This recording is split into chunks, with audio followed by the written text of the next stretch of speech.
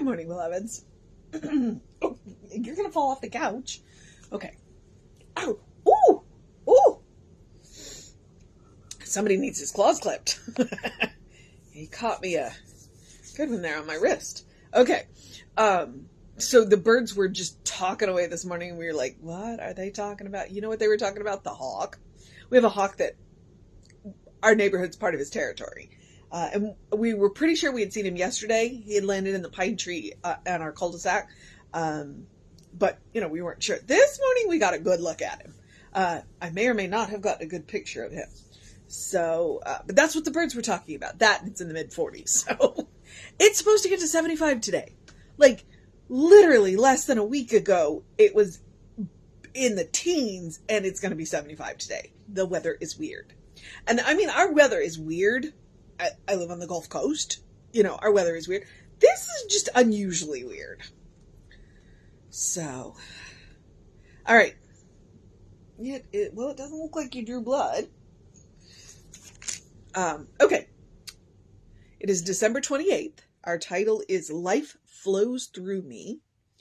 The first quote is, according to its divine power, according as its divine power hath given unto us all things that pertain unto life and godliness, through the knowledge of it that hath called us to glory and virtue. And that is 2 Peter 1:3. The second quote is, there is a place in us which lies open to the infinite, but when the Spirit brings its gift by pouring itself through us, it can give us only what we take. And that is Science of Mind, page 151. We cannot wholeheartedly live now if lurking somewhere in our mind is the fear of death. While it is true that one day our physical body will pass on to another dimension, that moment is no more significant in the grand scheme of things than discarding one garment and donning another. As students of truth and inquiring thinkers, we must determine what we believe about our immortality. Do we really believe that we continue to live beyond the life of our body? No one can answer this important question for us. No book or teacher can bridge the gap that only self-knowledge can heal. I believe that we move continually in the flow of life.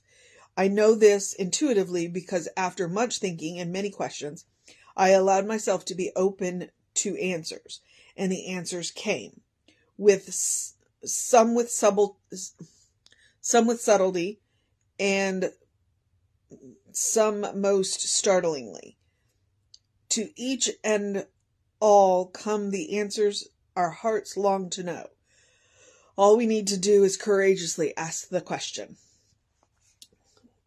God created all that is, and I daily use the divine wisdom in all that I think, say, and do. I know myself to be an eternal thing, an eternal being who will experience life forever. Therefore, I greet life with great anticipation and expectation.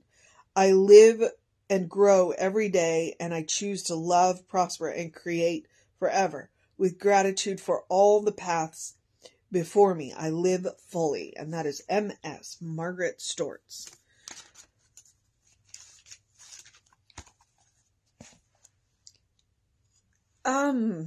Yeah.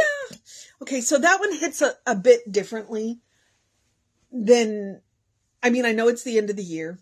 And I'm going to use the word, it is morbid subject matter. But it is made all that more poignant because somebody that I love is facing that choice. Of shedding the garment. And, which has spawned conversations. It spawned conversations amongst those of us that care about this person.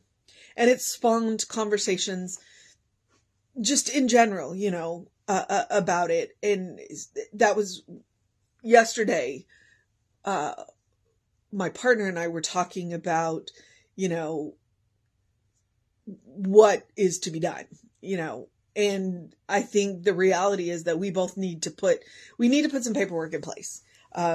Because I hit 50 this year. He's a little past that,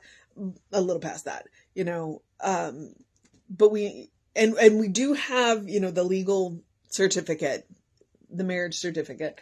So, but, what are our last wishes? Do we have power of attorney, medical power of attorney? Do we know what the other one wants? Do we want to put DNRs in place? What is our attitude about being hooked up to machines? What do we want done with our bodies after the fact, and we can have these conversations, because, we've both faced that reality to the degree that you do, as you walk through life. And it's interesting to watch people around you have different responses based on their experiences. As I pointed out to, my partner, the first time that somebody my age died, I don't even think I was a teenager yet. And he died of cancer. And so, as I've said, I've walked with death for a long time. Death is an old friend. I remember my senior year in high school, the priest, at the time I was Catholic, the priest looked at me one day and said, "You need to retire that dress," because he knew that I had been to, I think, 3 funerals in a very short period of time. And one of the funerals was somebody my age, And so when that happens early in your life, it's interesting. You have a different response. I think that because I faced my mortality so much younger than a lot of people do, that I've made it a point to live a little bit more. I talk about eating dessert first, and I'm serious about that, but it's also a metaphor. Too many times we save the good china.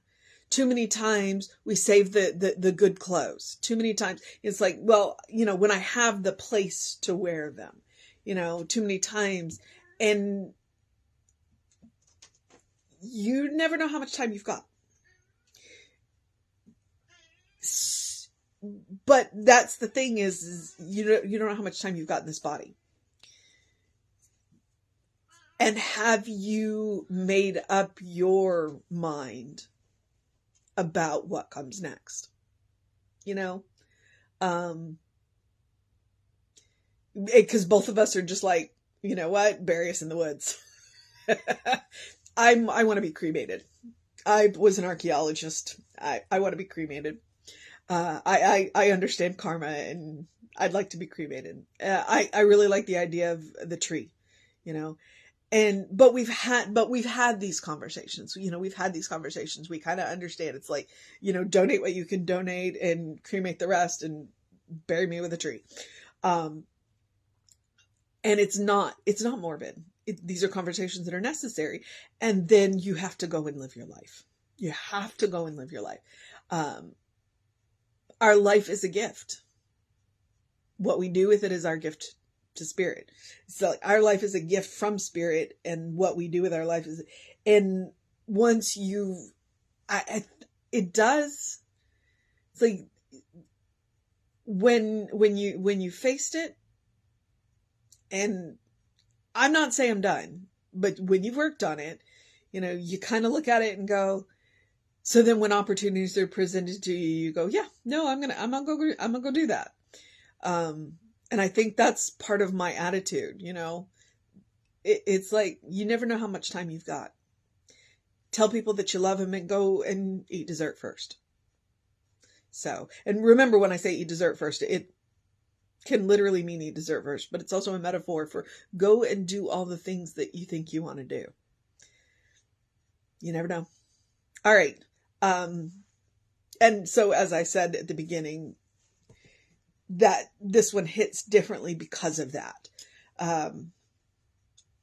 It's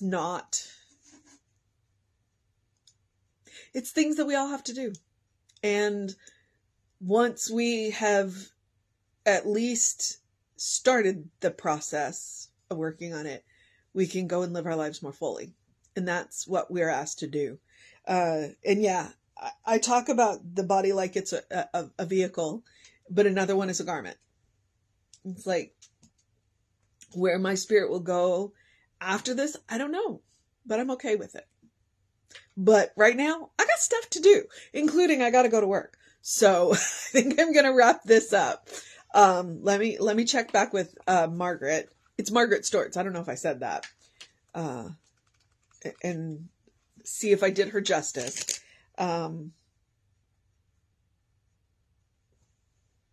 We cannot live wholeheartedly. Oh, do we believe that we continue life after the body? I'm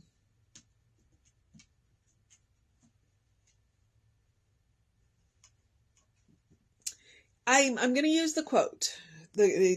I know myself to be an eternal being who will experience life forever. Therefore, I greet life with great anticipation and expectation. The mission today, should we choose to accept it, is to greet life with great anticipation and expectation. We don't know what tomorrow will bring, so we live today. That's the mission. It's always the mission. All right, beloveds. I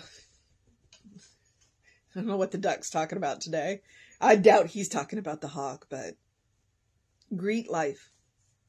Eat dessert first. All right? That's your mission. Now, the other mission is the same mission I give you every day, which is, it is a spiritual practice to do something loving for yourself, do something kind for yourself, do something compassionate for yourself, whatever that looks like. Especially if you are in the circle of friends who is surrounding this person with, while they make up their mind. Because, it's hard. And so all we can do is be gentle with ourselves and each other, and be loving and be kind and be compassionate. And I talk about testing, practicing on yourself. You are your best test subject. You get immediate feedback. You need to get that claw out of me. Thank you. You get immediate feedback. Is this loving? Is this kind? Is this compassionate? Am I being gentle with myself? Am I taking that deep breath before I say something? Am I,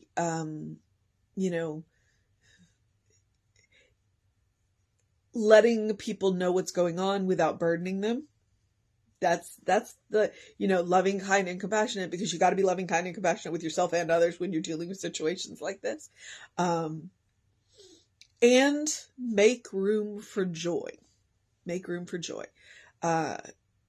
While we are in the midst of this process, there's still room for joy. Joy that we knew each other. Joy that we know each other. And joy that, you know what? Anything could happen. So, yeah. You know all the rest. Take the nap, take the walk, eat dessert first. Go do the thing, whatever the thing is. And enjoy life. Enjoy life. You deserve your own love. You deserve your own kindness. You deserve your own compassion. That's why I encourage you to practice it on yourself. That's why I do call it a spiritual practice. Because it is. It is. All right. I also encourage you to do all of the things of do something to engage your mind and your body. Drink plenty of water. Hydration is super important, especially with the weather doing these kind of things. We want to make sure that we're hydrating. Our brain works better. Get that early in your day bright light. I didn't make it out before the sun got up this morning, but I wasn't too far behind it. So I got that early in my day bright light. Reset all those hormones. It's called a circadian rhythm. You can look it up.